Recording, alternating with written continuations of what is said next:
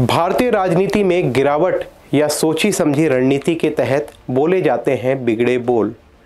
भारतीय राजनीति में माननीयों के बिगड़े बोल, फला नेता ने दिया विवादित बयान, ये ऐसे कुछ वाक्य हैं जो अक्सर अखबार और टीवी की खबरों में देखने सुनने को मिलते रहते हैं।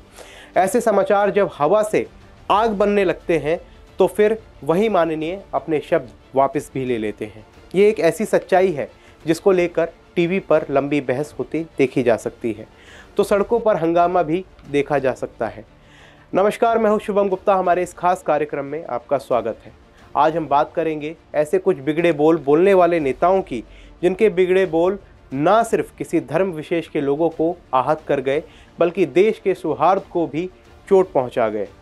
किसी विशेष वर्ग अथवा धर्म को निशाना बनाकर दिए गए ऐसे बयानों के लिए कभी किसी अल्पसंख्यक समाज के नेता का नाम ऊपर आ जाता है, तो कभी बहुसंख्यक समाज के किसी नेता का नाम सामने आता है। ये एक ऐसा सिलसिला है जो टूटने का नाम नहीं ले रहा है।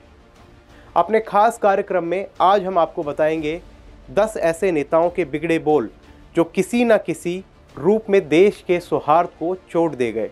ऐसे नामों में पहले नंबर पर तौकीर रजा को देख लीजिए। वैसे तो जनाब इत्तेहाद-ए-मिल्लत काउंसिल नाम की राजनीतिक पार्टी चलाते हैं, लेकिन देश में नफरत फैलाने की बात हो तो इनका कोई मुकाबला नहीं है। मुझे उस वक्त से डर लगता है जिस दिन मेरा ये नौजवान कानून अपने हाथ में ले लेगा।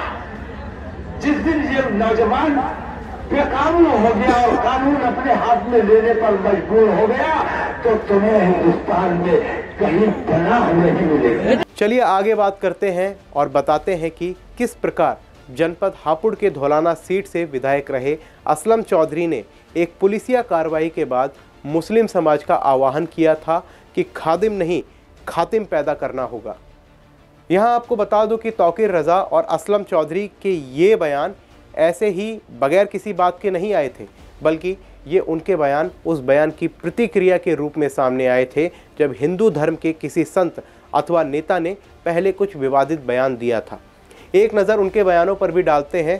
पहले देखते हैं हरिद्वार में हुई धर्म संसद में एक संत महात्मा ने मुस्लिमों को टारगेट कर क्या कहा था। हथियार उठाए बिना धरती की कोई कौम ना तो बच सकती है और ना ही कभी बचेगी। 40 करोड़ की इकोनॉमी है, वो 40 करोड़ आदमियों की। तुम 100 करोड़ हो, तुम्हारे यहां बच्चे नहीं है।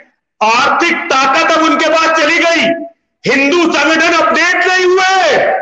जो बात मैं 9 साल की उम्र में सुन रहा था, आज बूढ़ा हो गया, तब भी आर्थिक बहिष्कार की बातें चल रही थी, आज भी वही बात चल रही है। तुम अपडेट कब होगे? और तलवारों की बात भूल जाओ। तलवार केवल मंचों पर दिखाने के काम आने वाली है। लड़ाई में जीतता वो है जिसके हथियार शत्रु से ज्यादा ताकतवर होते हैं। दूसरी ओर देखते हैं धौलाना के विधायक असलम चौधरी ने कैसे लोनी के विधायक नंदकिशोर गुर्जर को लेकर एक विवादित बयान दिया था।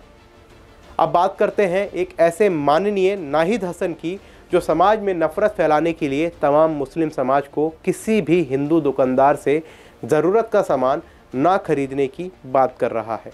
घर उजाड़ दिए यहाँ से। मेरी आप सभी से अपील है, सभी कैराने के लोगों से और आस के जितने भी गांव के हैं जो यहाँ कैराना में सामान लेते हैं, ये मेरी हाथ जोड़ के आपसे अपील है। इन भाजपा के जितने भी लोग जो यहाँ बाजार में हैं, इनसे सामान लेना बंद कर दो। 10 दिन 1 महीना चाहे झिंझाने से जाके ले लो, चाहे पानीपत से जाकर ले लो, लेकिन अपने इन भाइयों के लिए जो उजाड़ दिए, इनके लिए जो है और हमारे लिए, सबके लिए, हम सबकी बेहतराई इसी में ही है। थोड़े दिन का कष्ट उठा लो, इधर उधर ले लो। ये जो बाजार में ये जो लोग भाजपा के बैठे हैं, इनकी तबीयत में सुधार आ जाएगा। इन्हें पता चल जाएगा जो है हमारे पैसों से ही हम जब चीज़ लेते हैं तब इनका घर चलता है, और इनके घर चलने की वजह से आज हम लोगों पे जो है जूता बजाएगा। अब जैसा कि होना था तो प्रतिक्रिया भी हुई और भाजपा के अन्य माननीय ने बगैर देर किए नाहिद हसन के बयान पर तुरंत जवाब भी दे दिया। सुनते हैं उन्होंने क्या कहा। नाहिद हसन, उसका मैंने वीडियो देखा। वो व्यक्ति, वो विधायक वीडियो में ये कहता है कि भारतीय जनता पार्टी का अगर कोई कार्यकर्ता रहे, जिसकी दुकान रहे, जिसका किराना स्टोर रहे, वहां से कोई भी मुसलमान सामान ना खरीदे। तो मैं उस विधायक को ये कहना चाहूंगा कि बेटा, अगर यही हम लोग सोचे, अगर यही काम अगर हम लोग करें, अगर तुम्हारे लोगों की दुकानों का अगर हम बहिष्कार कर दे तो भूखे मर जाओगे, भीख मांग के तुम लोगों को खाना पड़ेगा। अभी देखी गई फुटेज में आपने देखा कि किस प्रकार क्रिया पर प्रतिक्रिया स्वरूप माननीयों के बोल बिगड़ते रहते हैं।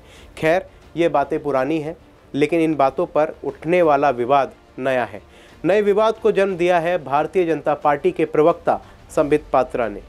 उन्होंने नाहिद हसन को सपा द्वारा अपना प्रत्याशी बनाए जाने पर सपा को कटघरे में खड़ा किया है, लेकिन ऐसा करते समय वह भूल गए कि भाजपा ने भी विवादित बयान देने वाले लोनी के विधायक नंद किशोर गुर्जर को प्रत्याशी बनाया है। उन्होंने ऐसा कहा है तो उनकी बात का क्या बुरा मानना है?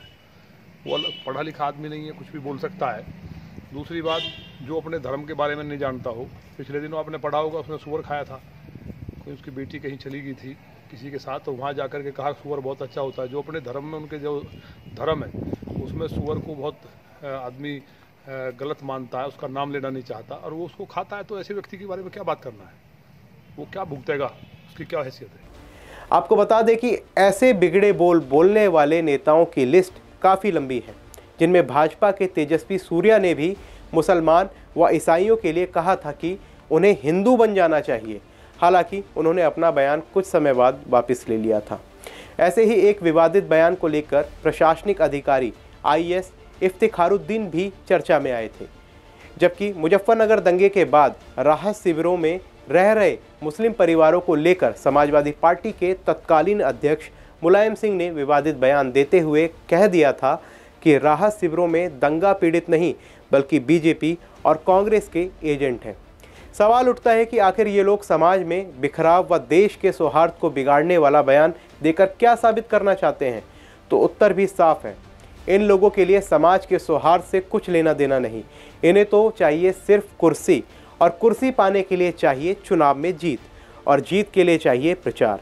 प्रचार के लिए इससे सस्ता साधन और कोई है नहीं। थोड़ा सा बोल बिगाड़कर चर्चा और प्रचार दोनों मुफ्त जो मिल जाते हैं। अभी आपने देखा कि किस प्रकार देश में विघटन पैदा करने वाले बयानबाजों को लेकर तमाम राजनीतिक दलों में दिखावे का घमासान चलता रहता है, जिसमें केवल और केवल जनता को ही मूर्ख समझा और बनाया जाता है।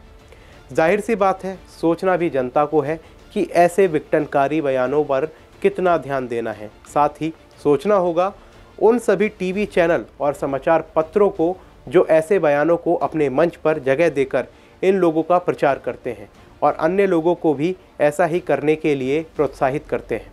आज की वीडियो में बस इतना ही। फिर मिलेंगे एक ऐसी ही राजनीतिक वीडियो के साथ।